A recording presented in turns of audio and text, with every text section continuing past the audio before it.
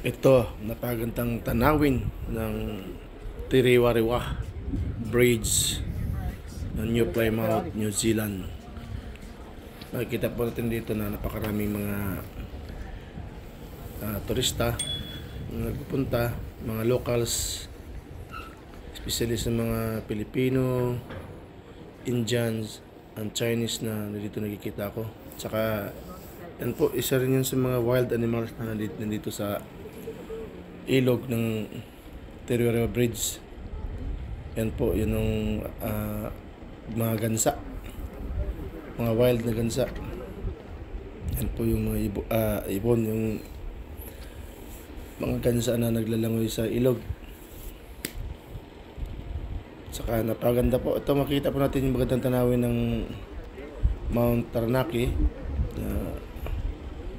Maganda tingnan kasi wala ganong ulap, tsaka malinaw ang langit, kulay blue. Saka sa dami ng mga nagpupunta rito, lalo ngayon ay Sabado.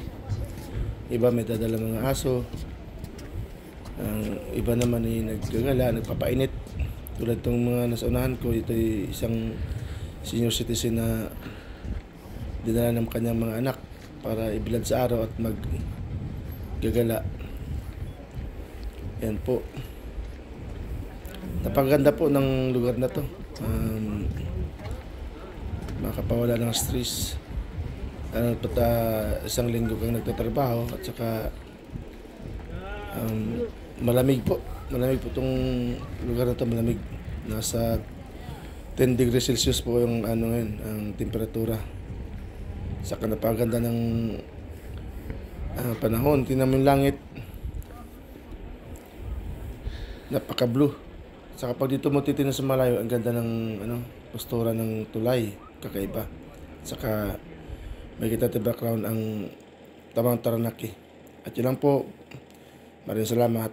Bye-bye.